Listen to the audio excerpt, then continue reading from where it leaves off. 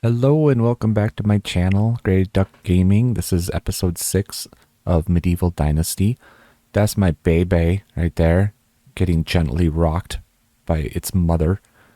I don't really know how long it's going to take before that baby takes over this village and has me murdered in the back alley, but I'm ready for it.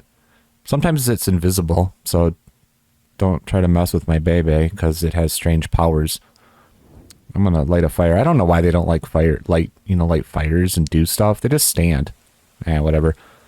I'm gonna go over in this video like village management from what I've learned and from my perspective. This little dude, not sure why he's making pottery stuff because I don't have any clay. But whatever, at least he's trying, at least he's doing stuff. So that's the workstation. Like you can, workbench and make stuff. This is where all the food goes. So you get a lot of food here and it just sits here, which is good and is annoying. You have to take, so everything from the farm, like the wheat and the onion seed and like that, I have to move around to the barn so that it gets used. That's my bartender or tavern keep or bar wench. I can put food in here. So we got some meat. She's been cooking that. I can set her to cook stuff, which is pretty cool, but she's really, really slow. It's like 1 per hour. Doesn't really do much. Got a stove right there I use sometimes. That's my lumberjack. He's, I gotta have him equipped with stone axes. So I have to check. You good? All right. Back here at the workshop, I have him making spoons because they're super cheap and super easy. And I can make almost 500 for every 200 made, so that's good. In the barn, I've got a lot of the stuff. I transfer over all the stuff. You have to have the sickle and the hoe and the bags so that they can produce or, plant the fields and everything. But also, this is where they get like the wheat and the wheat grain and things to make fertilizer. And you put the seeds so that they can plant them. And there's another management screen that has all that stuff. But you can have it set for like your field set for different crops. You can just go through everything. This took me a minute to figure out and learn. I didn't even know I could do this for quite a while. But each building that creates things has a management screen and you can like set it to what you want it to build. Like in the barn, you can have it, have your workers make fertilizer, or you can have your workers make flour, stuff like that. And you can take the different ingredients. You can go down to all your crafting buildings. You got barn, and you can see all the different things you can make in a barn. And you can set the percentage, which is really cool. I like it. I didn't know about it for quite a while, and people were just standing around and not doing anything. The smithy, same. Just, you can make weapons and tools and stuff.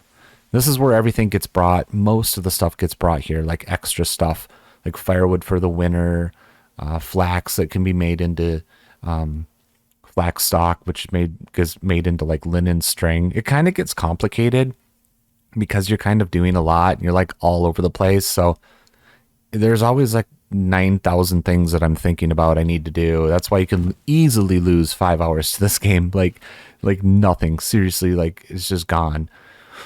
But you have to get like the stuff they need to use to the chests. And so you always have to double check. You get no notifications. Like it says no worker for wheat grain. You get no notification if that happens. Same with if you don't have enough ingredients, you won't get any notification. You just like either you remember and you look, or you just, you see it. But yeah, you can adjust how much effort you want them to put into making these different things, which I like that. So like if you want them to make lots of poppy seeds and a little bit of flour, you can bump poppy seed all the way up and it'll show how much you get per hour. Same within here. Like if you want them to make things other than spoons, you can go to the, you have to unlock the stuff, which I like that too. Whatever. It's coin. I don't have much unlocked because I don't really care. A lot of it's cosmetic, so I don't really care about it. But you can move your workers around. They all have different skills, which took me a minute to figure out. But there's like 6 different skills, and some are better at others. So you kind of want to put your person that's good like at farming into farming, which makes sense, right? So they're going to keep bringing all this food here. Eventually it'll get full. I haven't had it get full yet, but I have noticed that you don't need anything other than meat from your hunter.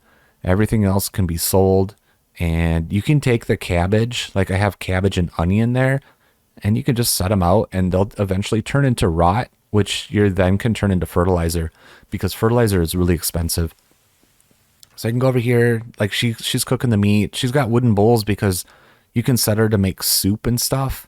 But I'll just bring the uncooked meat in here and she'll take care of it. And it's pretty sweet. Like I said, it's really slow. So I usually cook most of it because her skill, I don't know, I think it's like a 1. But you can adjust, like if you have too much meat, you know, like say you have all this meat going bad, you can change it to leather and fur. You don't have to collect as much. It's pretty dang cool. I really, really like that. I like how much control you have over all the stuff you can do. You can have people pick berries and mushrooms too, stuff like that. I've never had anyone do that because I don't do anything with that. Because for now, everybody is sustained just fine on the meat, the roasted meat.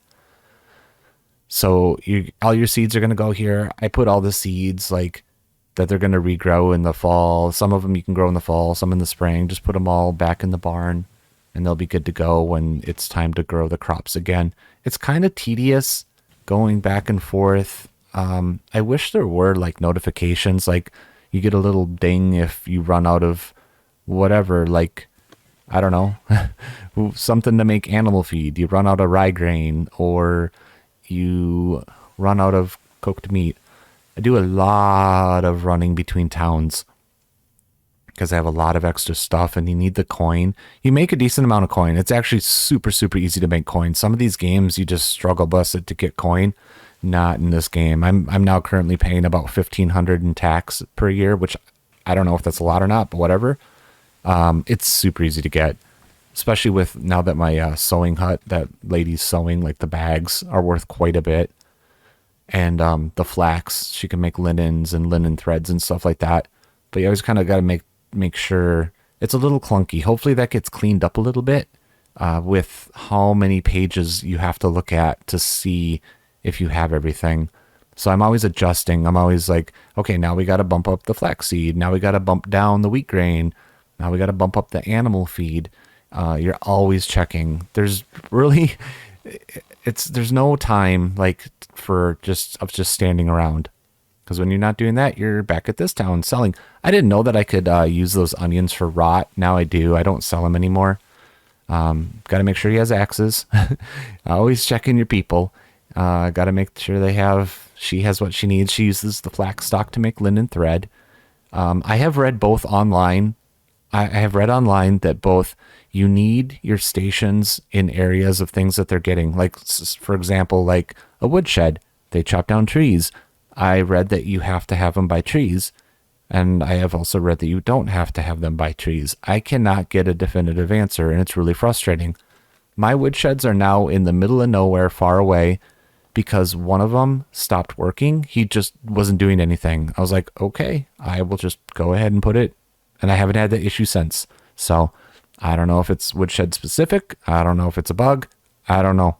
So that's just how it is for me when I play the game.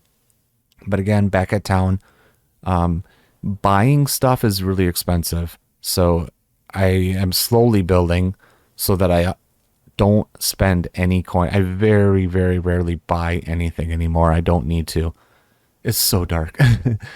But yeah, it's just I'm getting to the point now where I have enough people where they're making enough food to sustain the village. I have people crafting things to sustain how much coin I need. And it's cool. It's kind of like a well-oiled machine. It has taken a while. I would say that just this time of play, this video is probably going to be cut down to about 10 minutes. Just this time of play. There's a tavern. Everybody goes there and eats. It's kind of cool, but all they eat is meat. They don't, as far as I know, there's no difference from eating more healthy stuff or hearty stuff. But this video is about 2 hours of playtime, and it's cut down quite a bit because it's a lot of running back and forth. I really wish that my wife here would light a torch and keep it nice and warm, but it's cool. See, invisible baby. Yeah, see, I told you. So I don't just say stuff. But I don't know. It's kind of cool. It's fun. I'm going to try to build a light for the house someday. Maybe she'll be like, oh, wow, you are a decent person. You're going to put light in my home. But anyway, this game is great. I'm really enjoying it, and can't wait for the next episode to come out soon, where I hunt a bear. So until then, I'll see you next time. Thanks for watching. Bye.